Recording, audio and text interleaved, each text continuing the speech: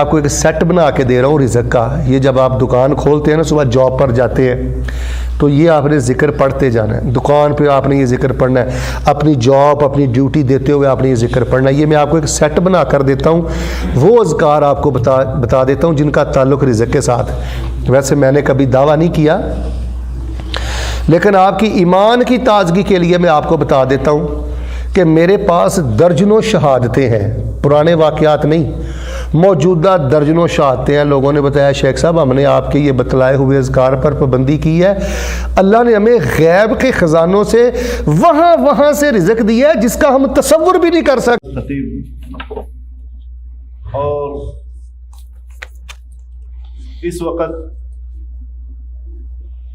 ماشاءاللہ اپنی خطابوں کی وجہ سے سوشل میڈیا یا دیگر جو تواصل اجتماعیہ کے جتنے بھی جو سائٹس ہیں ان میں ماشاءاللہ آپ سنتے بھی رہے ہوں گے، دیکھتے بھی رہوں گے. یہ فضیلت الشیخ عبد المنان راسخ صاحب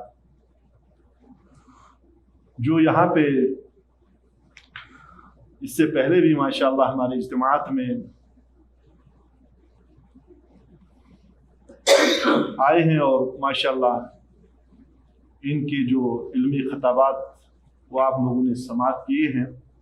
اور آج پھر سے اس ایک لمبے عرصے کے بعد پوری دنیا جس سے دوچار ہوئی اور کچھ وقت امیدوں کے آثار کم ہی آ رہے تھے کہ ہمیں پھر سے ایسا موقع ملے کہ ہم یہ اجتماعات کر سکیں، اجتماعات یہاں پہ منعقد کریں.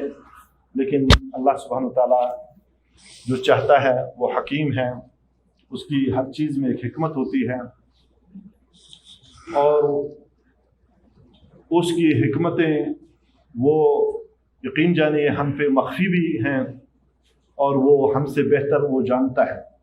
تو آج اللہ تعالیٰ کا یہ فضل کہ یہاں ہمارے درمیان میں شیخ صاحب تشریف فرما ہے.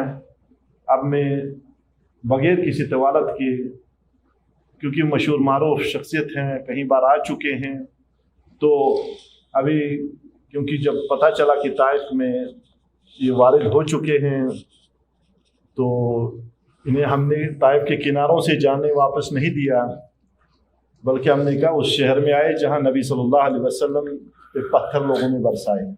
ہم وہاں پہ ترحیب کرتے ہیں اور خوش آمدید کہتے ہیں اس طائف کے شہر میں، مرکز طائف میں، اور یہاں پہ کہتے ہیں اہلاً وسہلاً شیخ. کیونکہ یہ سٹیجیں مکاتب الدعوہ جتنے بھی ہیں یہ آپ لوگوں کے لیے ہیں، الحمدللہ یہ اہل توحید کے لیے، اہل حق کے لیے ہیں. تو میں بغیر کسی طوالت کے یہاں پہ، بغیر کسی حائل اور حاجز کے اب شیخ سے یہی درخواست کرتا ہوں کہ وہ اپنا خطاب جو ہے اس کا آغاز کریں. انشاءاللہ وہ انتظار میں ہیں.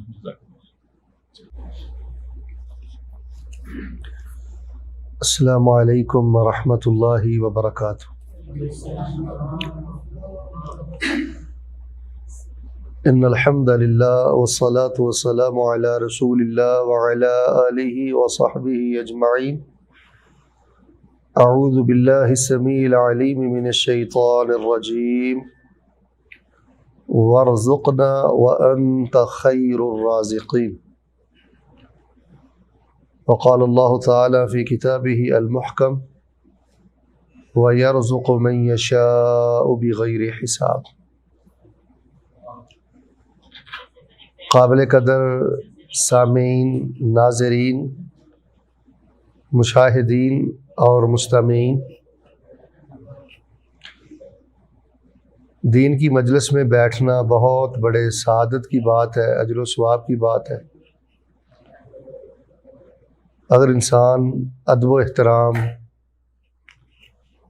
اور پورے شوق کے ساتھ اللہ اور اس کے رسول کی باتوں پہ غور کرے تو بلا تاخیر، بلا تمہید اور بلا تطویل جو موضوع اور پیغام میں آپ کے پیش خدمت کرنا چاہتا ہوں اس کا میں آغاز کرتا ہوں. سامعین کرام، موجودہ حالات آپ کے سامنے ہیں. ہر بندہ رزق کے معاملے میں، مال کے معاملے میں بہت زیادہ فکر مند بھی ہے، بے چین بھی ہے، پریشان بھی ہے، اور مالی معاملات کافی الجھے ہوئے ہیں. موجودہ سارے حالات آپ کے سامنے. تو برکت والا رزق کیسے ملے گا اور رزق کے معاملے میں ہمیں سکون کیسے ملے گا، اس بارے میں نے آپ سے انشاءاللہ چند باتیں کرنی ہیں. تو اصل موضوع شروع کرنے سے پہلے میں تمہیدی طور پہ بہت ضروری باتیں آپ کے پیش خدمت کر دیتا ہوں، وہ ذرا آپ توجہ سے سن لیں. سب سے پہلے آپ یہ اپنا عقیدہ رکھیں کہ رزق دینے والی ذات اللہ کی ہے. رزق ویسے ایک جامع لفظ ہے، اس میں عزت بھی آ جاتی ہے، اولاد بھی آ جاتی ہے، نیک نامی بھی آ جاتی ہے، اور مال بھی آ جاتا ہے. تو رزق کی جو ایک قسم ہے مالی، اس کا ہم آج ذکر کریں گے کہ مال دینے والا، پیسہ روپیہ دینے والا، رزق حلال دینے والا وہ اللہ تبارک و تعالی ہے. آپ کم از کم اللہ کے جو 6 نام ہیں نا، یہ ہمہ وقت ذہن میں رکھا کریں، بلکہ ذہن میں نہ رکھا کریں، زبان پہ رکھا کریں. ہر دعا میں یہ اللہ تعالیٰ کے 6 نام آپ اپنے سامنے رکھا کریں. اللہ رازق ہے، اللہ رزاق ہے، اللہ المعطی ہے، الوہاب ہے، الغنی ہے، اور المغنی ہے. ان 6 اللہ کے پیارے ناموں کا تعلق رزق دینے کے ساتھ ہے. یعنی سادہ لفظوں میں آپ ایسے سمجھ لیں کہ جب آپ دعا کرتے ہیں نا، تو کہا کریں کہ اللہ تبارک و تعالیٰ مجھے برکت والا رزق دے، خیر والا رزق دے. کیوں؟ اللہ تیرا نام ہے رازق، اللہ تیرا نام ہے رزاق، اللہ تیرا نام ہے المعطی، المغنی، الوہاب، الغنی. آپ رزق دینے والے ہیں، اسی سے مبالغے کا صیغہ ہے، رزاق ہے.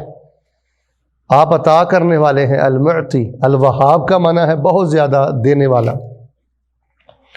اور اسی طرح غنی اور مغنی کا معنی ہے مال دینے والا، غنا دینے والا، غنی کرنے والا. تو یہ جو 6 نام ہیں نا، کم از کم یہ آپ کی دعاؤں میں ہونے چاہیے. میں یہ آپ کو کھلے الفاظ میں بتا دیتا ہوں کہ جس بندے کی تربیت اللہ کے ان 6 پیارے ناموں کے مطابق نہیں ہے نا، وہ زبان سے تو الحمدللہ الحمدللہ کہتا رہے گا، اندر سے نہیں کبھی سیراب ہو سکتا. اللہ تبارک و تعالیٰ کے ان پاکیزہ 6 ناموں کو یاد رکھنا اور ان کے مطابق اپنی تربیت رکھنا، یہ از حد ضروری ہے. اور پھر اس کا ایک سب سے بڑا فائدہ پتہ کیا ہوگا؟ جب آپ اللہ کے ان ناموں کو یاد رکھیں گے، پڑھیں گے، غور کریں گے کہ میرا رب، ان ربی رازق و رزاق وہو المعطی وہو المغنی وہو الوہاب وہو الغنی، اس کا فائدہ یہ ہوگا کہ آپ شرک جیسی خطرناک لعنت سے بھی بچ جائیں گے. اب جس کو پتہ ہے کہ رازق اللہ ہے، رزاق اللہ ہے، معطی اللہ ہے، مغنی اللہ ہے، وہاب اللہ ہے، غنی اللہ ہے، مجھے بتائیں وہ غیروں کو داتا کہے گا؟ ولیوں کو، نیک لوگوں کو بندہ داتا اسی وقت کہتا ہے، گنج بخش اسی وقت کہتا ہے جب اسے اللہ کی معرفت نہیں ہوتی. اب داتا حسب ما تذکر، یہ ہندی زبان کا لفظ ہے، اس کا معنی ہوتا ہے رزق دینے والا. تو رزق وہ دیتا ہے جو منو مٹی تلے ہو، مجھے بتائیں. گنج بخش یہ فارسی کا لفظ ہے، اس کا معنی ہوتا ہے خزانے دینے والا. خزانے وہ دیتا ہے کہ جو دنیا سے جاتے ہوئے 3 سفید چادریں اپنے ساتھ لے کے گیا، نہ وہ خود کو غسل دے سکا، نہ وہ خود قبر میں جا سکا. یقین مانے یہ جو میں نے اللہ کے فضل سے آپ کے سامنے تمہید پیش کی ہے، اگر میں یہی آپ کو سنانے کے بعد بات ختم کر دوں تو ساری خیر اسی میں ہے. رزق کے معاملے میں، جاب کے معاملے میں، پے کے معاملے میں، لینے دینے کے معاملے میں، مالی معاملات میں، ان 6 اللہ تعالیٰ کے پیارے ناموں کا بندے کی مالی زندگی پر، معیشت پر، اقتصاد پر بہت گہرا اثر ہے. تو اللہ تعالیٰ سے دعا کرتا ہوں جی کہ اللہ تعالیٰ مجھے اور آپ کو کم از کم، ویسے تو 99 نام ہمیں یاد ہونے چاہیے، نہیں تو کم از کم یہ جو 6 نام ہیں نا، اللہ پاک ان پہ غور کرنے کی، ان کے مطابق عقیدہ بنانے کی، اور ان کو بالخصوص اپنی دعاؤں میں اللہ ہم سب کو پڑھنے کی توفیق عطا فرمائے. اس کے بعد تمہیدی طور پر دوسری بات میں نے آپ سے یہ کرنی ہے کہ جب یہ تو بات کلیئر ہو گئی، واضح ہو گئی کہ معطی اللہ ہے، رازق اللہ ہے، رزاق اللہ ہے، اور وہاب اللہ ہے، غنی مغنی اللہ ہے، تو اللہ تبارک و تعالیٰ نے رزق دینے کے لیے چند اسباب بھی مقرر کی ہیں، جن میں سے 2 اسباب آپ اچھی طرح ذرا ذہن میں رکھ لیں۔ ایک ہے پیارے بھائیوں مادی اسباب، رزق کے لیے، پیسے روپے کے لیے ہمیں مالی اسباب بھی اختیار کرنے چاہیے۔ مالی اسباب کیا ہے کہ ہمیں جاب کرنی چاہیے، دیہڑی کرنی چاہیے، ملازمت کرنی چاہیے، دکان کھولنی چاہیے، فیکٹری لگانی چاہیے، فیکٹری میں ملازمت مزدوری کرنی چاہیے۔ تو ماشاءاللہ تبارک اللہ تقریباً سب مسلمان یہ کرتے ہیں، یعنی مالی اسباب کا ترک کرنا اور اللہ سے رزق مانگنا یہ بھی بیوقوفی ہے۔ ہمیں ہمارے معطی، مغنی، وہاب، رزاق، مولا و داتا نے یہ بات بتائی ہے کہ رزق کے حصول کے لیے آپ مادی اسباب بھی اختیار کریں، تو وہ ہمیں حلال ذرائع اختیار کرنے چاہیے۔ یہاں پر یہ بات صرف سمجھنے والی ہے۔ بڑے بڑے لوگوں کے پاؤں پھسل جاتے ہیں، حلال و حرام کی تمیز ختم ہو جاتی ہے، یہ بربادی ہے، تباہی ہے۔ اگر آپ مجھ سے پوچھیں نا، جتنا میں نے دین پڑھا ہے، میں اس نتیجے پہ پہنچا ہوں کہ کائنات کا بدبخت اور بد نصیب انسان وہ ہے جو حرام کھاتا ہے اور اپنے بچوں کو حرام کھلاتا ہے۔ 2 نمبری کا پیسہ، حرام کا پیسہ، رشوت کا پیسہ، چندے کا پیسہ، غلط معاملات خرد برد کرنے، سمجھ لیں کہ سارے معاملے برباد ہیں ایسے بندے کے۔ حرام کے پیسے سے چرگا مرگا کھانا، مہنگا بیڈ رکھنا، مہنگی گاڑی رکھنا، یہ کوئی عزت اور کوئی وقار والی بات نہیں جی، یہ سراسر بربادی اور تباہی ہے۔ ذرائع اسباب ہم نے حلال اختیار کرنے ہیں، یہاں پر بھی ہم نے توجہ مرکوز رکھنی ہے۔ اللہ تعالیٰ مجھے اور آپ کو اس تمہیدی دوسری بات پر بھی غور کرنے کی توفیق عطا فرمائے۔ اپنے بچوں کی بھی تربیت کریں۔ یہاں پر رک کر میں ایک اور بات کروں، دیکھا دیکھی ہمارے بچے حرام کے اسباب اور ذرائع اختیار کرتے جا رہے ہیں، ان کی یہ تربیت کریں کہ بیٹا نمک اور مرچ اور پیاز کھا کر گزارا کر لیں، کرائے کے مکانوں میں دھکے کھا لیں، لیکن بیٹا حرام کو منہ نہیں مارنا۔ اور دوسرے اسباب ہیں، وہ ہیں روحانی اسباب، شرعی اسباب، دینی اسباب۔ وہ اگر بندہ اختیار کر لے تو پھر انسان کو رزق میں کثرت بھی ملتی ہے، برکت بھی ملتی ہے، اطمینان بھی ملتا ہے، سکون بھی ملتا ہے۔ تو آئیے میں اللہ تبارک و تعالیٰ کی توفیق کے ساتھ آپ کے سامنے خوشحالی والے رزق کے 5 اسباب بیان کر دیتا ہوں۔ اپنی زندگی میں ان 5 چیزوں کا خیال رکھیں۔ میں باوضو بیٹھا ہوں، میں اللہ کو گواہ بنا کے کہتا ہوں، اشہد اللہ علی ذالک واقسم علی ذالک، جس بندے کی تربیت ان 5 نکات کے مطابق ہوتی ہے، وہ رزق کے معاملے میں، پیسے کے معاملے میں ایسا سکھی ہوتا ہے کہ اللہ تبارک و تعالیٰ اس کی تمام فکریں اپنی رحمت کے ساتھ اور ان 5 نکات کی برکت کی وجہ سے اللہ تبارک و تعالیٰ تمام فکریں سرے سے ختم فرما دیتے ہیں۔ آئیے سب سے پہلی بات، بڑے ہی اختصار سے، میں نے بہت اختصار سے بات کرنی ہے، سب سے پہلی بات سن لیں۔ اگر آپ یہ چاہتے ہیں کہ اللہ تبارک و تعالیٰ جو آپ جاب کرتے ہیں، چاہے آپ 500 ریال لیتے ہیں، حالانکہ 500 ریال شاید ہے کوئی لیتا ہو، 1000 ریال لیتے ہیں، 1500 ریال لیتے ہیں، اگر یہ چاہتے ہیں نا آپ کہ یہ میرے ریال میرے لیے برکت والے ہو جائیں، تو اس کے لیے کرنے والا سب سے پہلا کام یہ ہے، تفرغ لعبادتی، یہ جو آپ عبادت کرتے ہیں نا، یہ لگن کے ساتھ کیا کریں، شوق کے ساتھ کیا کریں اور توجہ کے ساتھ کیا کریں۔ جو بندہ رزق میں برکت چاہتا ہے، سکون چاہتا ہے، مالی معاملات میں خیر چاہتا ہے، وہ اپنی عبادت کے معاملے بہتر کریں، نوافل بہتر کریں، ٹھہر ٹھہر کے نوافل پڑھیں، فرائض اول وقت پر ادا کریں، شوق سے ادا کریں۔ اور یہاں یہ میری بات لکھ لیں، جو بندہ عبادت چور ہوتا ہے، جس بندے کی عبادت میں تیزی ہوتی ہے، یاد رکھنا اس بندے کے رزق کے معاملات میں، مالی معاملات میں سکون نہیں ہوتا۔ میں درجنوں قرآن پاک کی آیات اور احادیث آپ کی خدمت میں پیش کر سکتا ہوں کہ جن سے یہی پتہ چلتا ہے کہ اگر کوئی انسان یہ چاہتا ہے کہ اللہ تعالیٰ مجھے مالی معاملات میں سکون عطا فرمائے، وہ عبادت اللہ تعالیٰ کی ٹھہر ٹھہر کے کرے۔ یا ابن آدم تفرغ لعبادتی، اللہ تعالیٰ فرماتے ہیں آدم کے بیٹے اپنے دل کو خالی کیا کر جب تو میرے سامنے آتا ہے، میں تیرے دل کو بھی غنا سے بھر دوں گا، تیرے ہاتھ کو بھی رزق سے بھر دوں گا۔ یہ حدیث قدسی ہے جامع ترمذی کی۔ تو اس وقت جی آپ تو کرونا وائرس کو روتے ہیں، سب سے خطرناک وائرس یہ ہے کہ نمازیں بڑی کھوکھلی ہیں، 70 سے 80% بندے تو نمازیں پڑھتے نہیں ہیں۔ چلو یہاں اگر کچھ پابندی ہے تو آپ حالت دیکھ لیں نمازوں کی، جو ہے وہ آپ کے سامنے ہے۔ ہم 2 منٹ کی جلدی کی وجہ سے اپنی نماز کے جو معاملات کرتے ہیں، ایسا انسان ساری زندگی بے چین ہی رہتا ہے جی، وہ کبھی سیراب نہیں ہوتا۔ عبادت چور بندہ کبھی سیراب نہیں ہوتا، کبھی سیراب نہیں ہوتا، یاد رکھنا۔ اور جو انسان عبادت ٹھہر ٹھہر کے کرتا ہے، اس میں ایک بڑی طاقت ہے، اس میں ایک بڑی قوت ہے، جس سے انسان تھوڑے مال میں اپنے آپ کو سیراب محسوس کرتا ہے۔ تو میں دعا کرتا ہوں، آپ آمین کہیں۔ اللہ تبارک و تعالیٰ مجھے اور آپ کو نماز اور ذکر اور یہ جو عبادت کے معاملے ہیں، اللہ ٹھہر ٹھہر کے بڑی توجہ اور محبت سے اللہ کرنے کی توفیق عطا فرمائے۔ اس کا ایک مطلب یہ بھی ہے، چلو یہاں قانون کے مطابق بھی آپ کو اذان کے فوراً بعد موقع مل جاتا ہے مسجد آنے کا، تو کوشش کریں آپ مسجد میں چلے جائیں۔ جو جماعت سے پہلے کا وقت ہے، یہ سونے سے زیادہ قیمتی وقت ہے، چاندی سے زیادہ قیمتی وقت ہے۔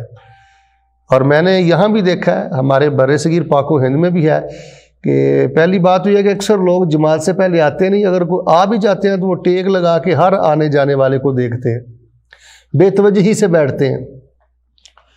وہ مانگنے کا وقت ہے، رزق مانگنے کا وقت ہے، اللہ سے خیر مانگنے کا وقت ہے۔ تو جو میں نے آپ کے سامنے 5 چیزیں بیان کرنی ہیں، موجودہ افراتفری جو آپ کے سامنے ہے، مالی معاملات میں جو بے چینی ہے، ان میں سے پہلی چیز میں نے بیان کر دی ہے کہ اپنی عبادت کی طرف توجہ کریں، اور بالخصوص نماز عصر کا آپ کے رزق پر بہت گہرا اثر ہے۔ نبی علیہ السلام ارشاد فرماتے ہیں کہ اس بندے کا مال برباد ہو گیا، فُتِرَ أَهْلُهُ وَمَالُهُ، اس کا مال بھی برباد، اس کی اولاد بھی برباد، جو بندہ عصر کی نماز فوت کرتا ہے۔ نماز کے معاملے، فجر کے معاملات اپنے بہتر کریں۔ اللہ تبارک و تعالیٰ مجھے اور آپ کو شوق اور لگن اور ٹھہراؤ والی عبادت کرنے کی توفیق عطا فرمائے۔ دوسری چیز وہ ہے میرے پیارے بھائیوں، صلہ رحمی۔ جو انسان اپنے والدین کے ساتھ، اپنے بھائیوں کے ساتھ، اپنی بہنوں کے ساتھ، رحم کے رشتہ داروں کے ساتھ حسن سلوک کرتا ہے، اللہ تبارک و تعالیٰ اسے بھی بڑی مال کی برکتیں عطا کرتے ہیں۔ آپ میری بات کو مائنڈ نہ کیجیے، ہم نے دیکھا ہے بڑے بڑے عبادت گزار ہوتے ہیں، پرلے درجے کے سنگ دل ہوتے ہیں، پتھر دل ہوتے ہیں، بڑے موڈی ہوتے ہیں۔ تو ایسے شخص کے پاس کروڑوں ریال بھی آ جائیں، اس کو رزق کے معاملات میں سکون نصیب نہیں ہوتا، رزق کے معاملات میں اسے خیر نصیب نہیں ہوتی۔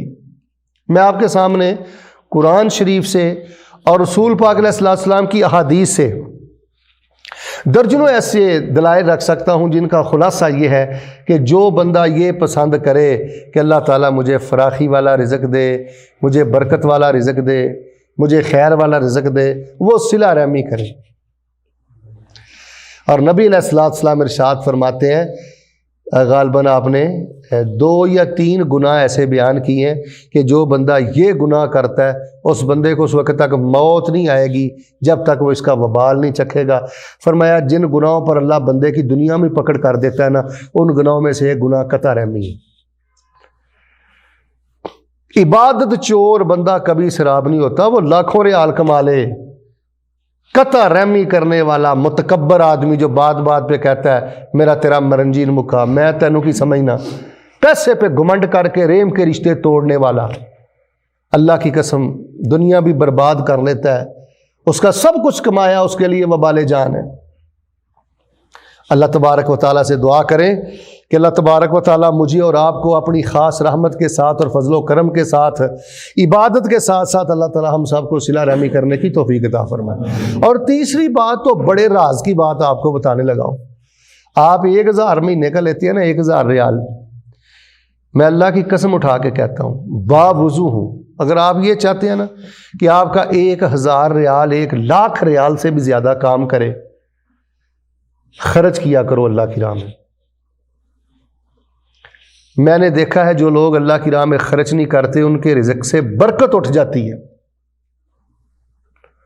روزانہ کے بنیاد پہ خرچ کیا کرو، چاہے 1 ریال، چاہے 5 ریال، چاہے 2 ریال، کسی نہ کسی کی ہتھیلی پہ کوئی نہ کوئی شے ضرور رکھا کرو۔ مہمان کو کھلا دیا، طالب علم کو کھلا دیا، بلکہ رسول پاک کی حدیث ہے انما ترزقون بضعفائکم، یہ جو تمہیں رزق ملتا ہے تم مسکین اور غریب اور حاجت مندوں کو کھلاتے ہو، وہ دعائیں کرتے ہیں، اس برکت سے اللہ تمہیں رزق عطا کرتے ہیں۔ مدارس کے طلبہ پہ خرچ کیا کریں، یتیم بچے مدارس میں پڑھتے ہیں، اور اللہ کی راہ میں خرچ کرنے کا یہ بھی ذریعہ ہے، آپ حج عمرہ بار بار کیا کریں۔ ظاہر ہے حج کے بھی اخراجات ہیں، چاہے آپ طائف میں رہتے ہیں، عمرے کے بھی اخراجات ہیں، آپ حرم کے جوار میں رہتے ہیں، پڑوس میں رہتے ہیں، تو ان چیزوں سے بھائی زندگی میں ٹھہراؤ پیدا ہوتا ہے، برکت آتی ہے، یاد رکھنا۔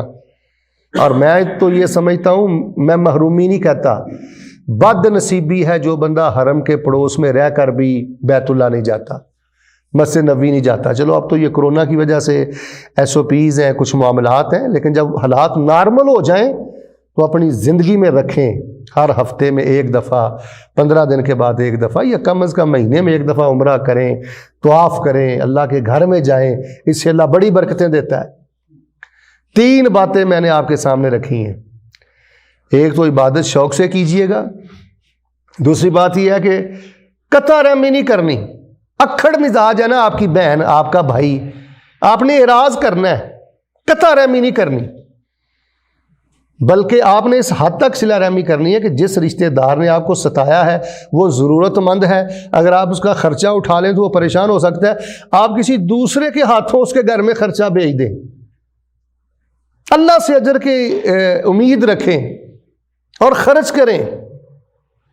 اور چوتھی بات بھی توجہ کے ساتھ سن لیں، دیکھیں یہ موجودہ دور بڑے فتنوں کا دور ہے، یقین مانیں، اگر اس پرفتن دور میں آپ یہ چاہتے ہیں نا اللہ آپ کو برکتیں دے، تو چوتھا کرنے والا کام یہ ہے کہ اپنی آخرت کو اپنی دنیا پر مقدم کر دیں۔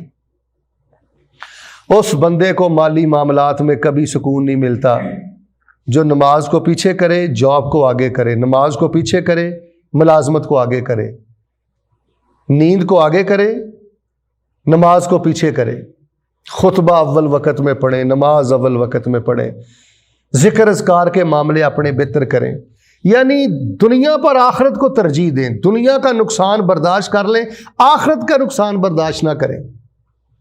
میں آپ کو رسول پاک علیہ السلام کی ایک حدیث سناتا ہوں، اس کا معنی پتہ کیا؟ آپ علیہ السلام فرماتے ہیں کہ جو بندہ دنیا کو آگے کرتا ہے آخرت کو پیچھے کر دیتا ہے، اللہ تعالیٰ اس کے سارے مالی معاملات الجھا کے رکھ دیتا ہے، اللہ اس کی 2 آنکھوں کے درمیان رکھ دیتا ہے فقر، وہ لاکھوں ریال کماتا ہے، سکون نام کی شے ہی نہیں ہوتی اس کی زندگی میں۔ اور اللہ کی قسم ہو میرے بھائیوں، اگر بندے کو پتہ ہو نا یار ادھر میری طرف دیکھے، سلام پھیرتے ہو نماز میں، السلام علیکم ورحمۃ اللہ، السلام علیکم ورحمۃ اللہ، اتنا یقین ہونا چاہیے کہ اس طرف میں نے سلام پھیرا ہے، نہ جانے میں دوسری طرف سلام بھی پھیر سکوں گا کہ نہیں۔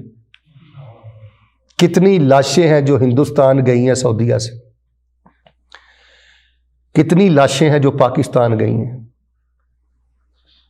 اور یقین مانے ہمارا بھی کوئی پتہ نہیں ہے۔ مجھے علم نہیں ہے کہ میں نے ابھی رات گزارنی ہے نہیں گزارنی، انسان کو ذہنی طور پہ اتنا تیار رہنا چاہیے، راتیں کالی نہیں ہونی چاہیے، باتیں کالی نہیں ہونی چاہیے، تنہائی کالی نہیں ہونی چاہیے۔ اگر گناہ کرتا کرتا، اصل میں مجرم اور بدنصیب پتہ کون ہے؟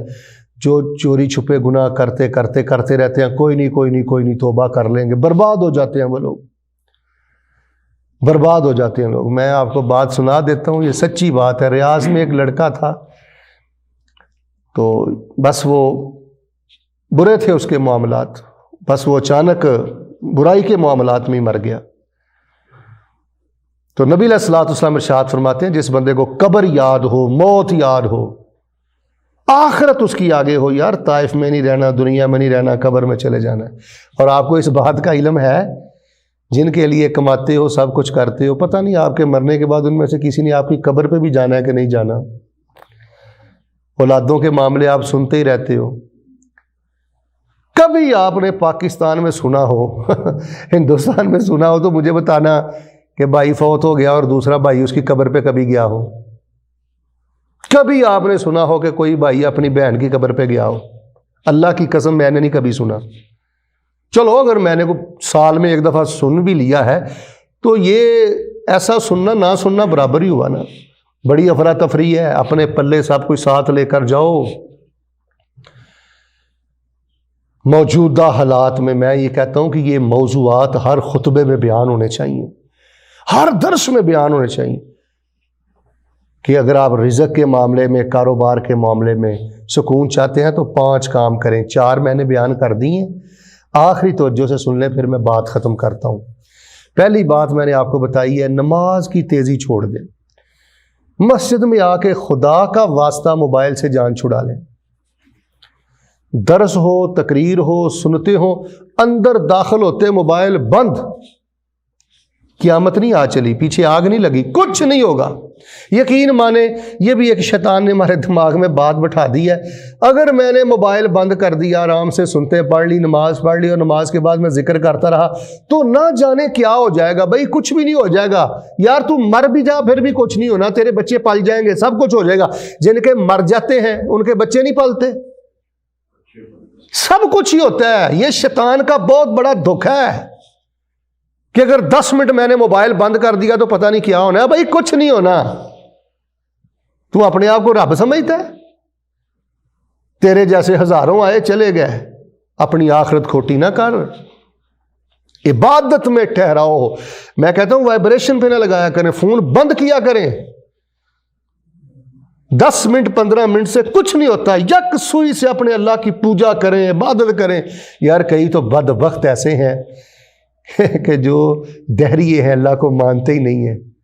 کچھ بدبخت ایسے ہیں کہ جو نعوذ باللہ حضرت مسیح علیہ السلام کو بھی خدا کہتے ہیں، خدا بند مسیح کہتے ہیں، کوئی عزیر کو اللہ کا بیٹا کہتے ہیں۔ یار ہم اللہ کو وحدہ لا شریک مانتے ہیں تو کیا واقعتاً ہم اللہ کی شوق سے عبادت کرتے ہیں؟ کوئی ایک بھی سجدہ میرے پاس ہے؟ میں نے قرآن شریف کے 1 سپارے کی تلاوت کی ہو، کتنے ہفتے ہو گئے ہیں، کتنے دن ہو گئے ہیں، آج میں نے کتنا قرآن شریف پڑھا؟ کل میں نے کتنا قرآن شریف پڑھا تھا؟ تو بھائی اگر آپ برکت والے معاملے چاہتے ہیں تو عبادت شوق سے کریں۔ دوسری بات یہ ہے، کوئی قطع رحمی کرے بھی تو آپ نے قطع رحمی میں پہل ہے۔ تیسری بات یہ ہے، خرچ کرو۔ خرچ کی میں نے 3 صورتیں بتائی ہیں، غریبوں کو دو، طالب علموں کو دو، اور حج عمرے پہ خرچ کرو، اس سے اللہ بڑی برکت دیتا ہے۔ چوتھی بات بتائی ہے، دنیا جاتی ہے بھائی چلی جائے، آخرت کو آگے رکھنا ہے آپ نے۔ اور 5ویں آخری بات سن لیں، میں آپ کو ایک سیٹ بنا کے دے رہا ہوں رزق کا۔ یہ جب آپ دکان کھولتے ہیں نا، صبح جاب پر جاتے ہیں تو یہ آپ نے ذکر پڑھتے جانا ہے۔ دکان پہ آپ نے یہ ذکر پڑھنا ہے، اپنی جاب اپنی ڈیوٹی دیتے ہوئے آپ نے یہ ذکر پڑھنا ہے۔ یہ میں آپ کو ایک سیٹ بنا کر دیتا ہوں، وہ اذکار آپ کو بتا دیتا ہوں جن کا تعلق رزق کے ساتھ۔ ویسے میں نے کبھی دعویٰ نہیں کیا، لیکن آپ کی ایمان کی تازگی کے لیے میں آپ کو بتا دیتا ہوں کہ میرے پاس درجنوں شہادتیں ہیں، پرانے واقعات نہیں، موجودہ درجنوں شہادتیں ہیں۔ لوگوں نے بتایا شیخ صاحب ہم نے آپ کے یہ بتلائے ہوئے اذکار پر پابندی کی ہے، اللہ نے ہمیں غیب کے خزانوں سے وہاں سے رزق دیا ہے جس کا ہم تصور بھی نہیں کر سکتے تھے۔ یہ سیٹ آپ بھی پڑھیں، میں آپ کو بتا دیتا ہوں وہ کیا ہے، سنیے۔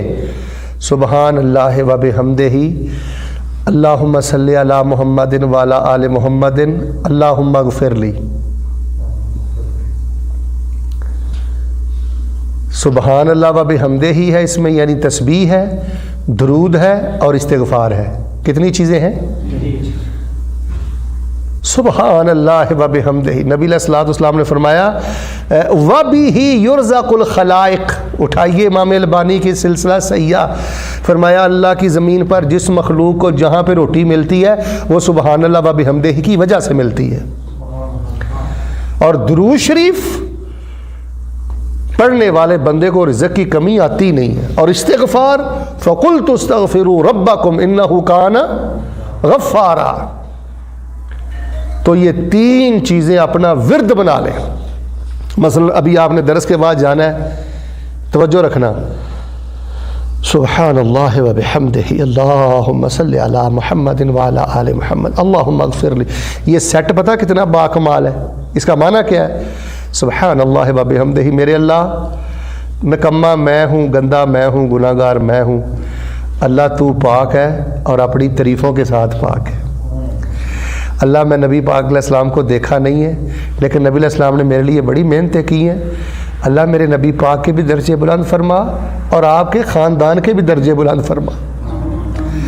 جہاں تک میرا معاملہ ہے اللہم اغفر لی، میں تو سر تا پا گناہوں میں ڈوبا ہوا ہوں، اللہ مجھے معاف کر دے۔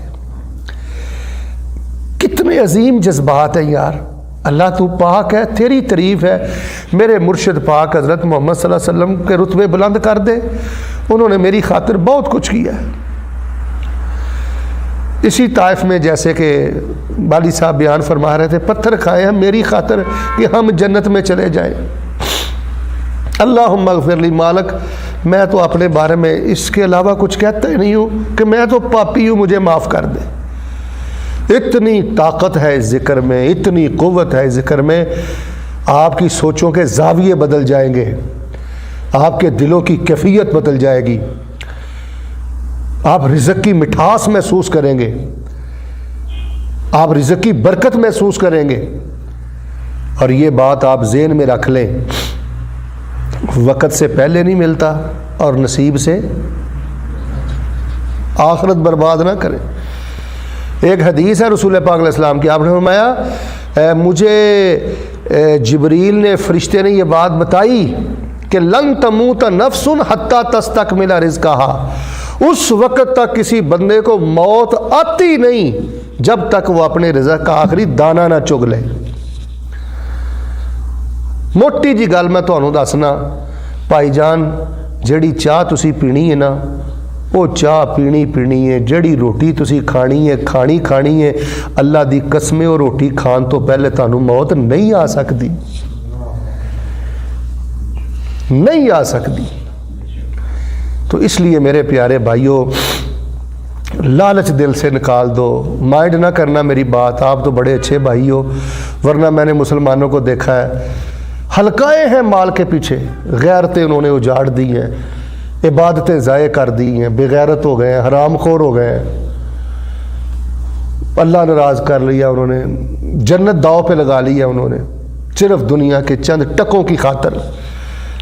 تو اللہ تبارک و تعالیٰ کے حضور میں دعا کرتا ہوں، اللہ تبارک و تعالیٰ مجھے اور آپ کو عبادت کا شوق نصیب فرمائے، رحم دل، نرم دل، اللہ صلہ رحمی کرنے والا بنائے۔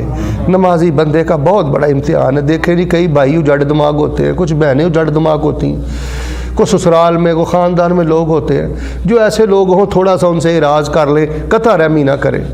اگر اللہ نے آپ کو دیا ہے تو چپ کے ان کو دینے میں آپ غفلت نہ کریں، دیتے رہیں، اور اپنی آخرت کو آگے رکھے، دنیا کو پیچھے کرے، اور سبحان اللہ و بحمدہ اللہم صلی علی محمد اللہم مغفر لی یا استغفر اللہ، یا کوئی بھی استغفار کا آپ کلمہ پڑھ لیں، یا اس میں آپ چینجنگ بھی کر سکتے ہیں، سبحان اللہ و بحمدہ سبحان اللہ العظیم اللہم صلی علی محمد وعلی آل محمد کما صلیت علی ابراہیم وعلی آل ابراہیم انک حمید مجید اللہم بارک علی محمد وعلی آل محمد کما بارکت علی ابراہیم وعلی آل ابراہیم انک حمید مجید استغفر اللہ الذی لا الہ الا هو الحی القیوم واتوب الیہ یا ربنا ظلم، کوئی بھی استغفار والی آپ دعا، یعنی تین چیزیں آپ نے پڑھنی ہے، تسبیح، درود اور استغفار۔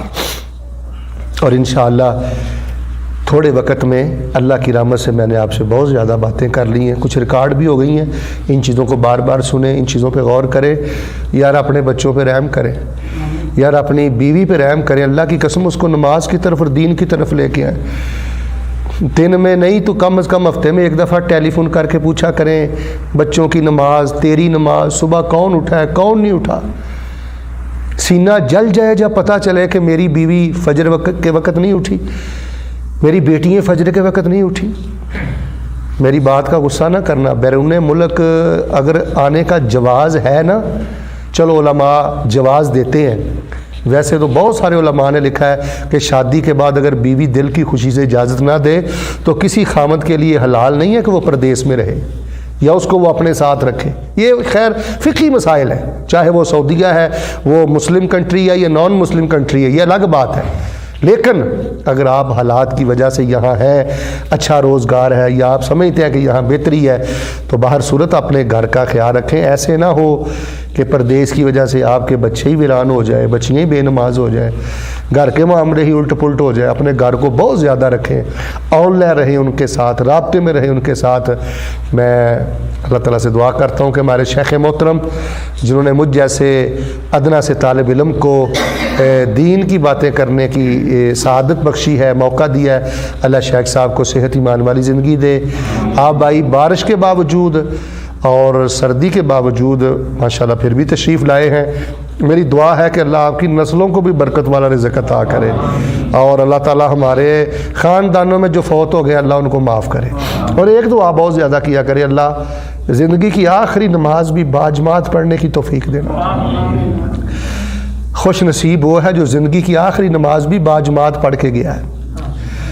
خوش نصیب وہ ہے جو وضو کی حالت میں مرا ہے۔ بھائی با وضو رہا کرے، با وضو رہا کرے۔ یار دنیا چھوڑ جانی ہے ہم نے، اللہ کی قسم یہاں نہیں رہنا، نہیں رہنا، یہ دھوکہ ہے، یہاں نہیں ہم نے رہنا، بس آخرت کو آگے رکھے۔ اللہ میری تھوڑی باتوں میں زیادہ برکت فرمائے۔ سبحان ربک رب العزت عما یصفون وسلام علی المرسلین والحمد للہ رب العالمین۔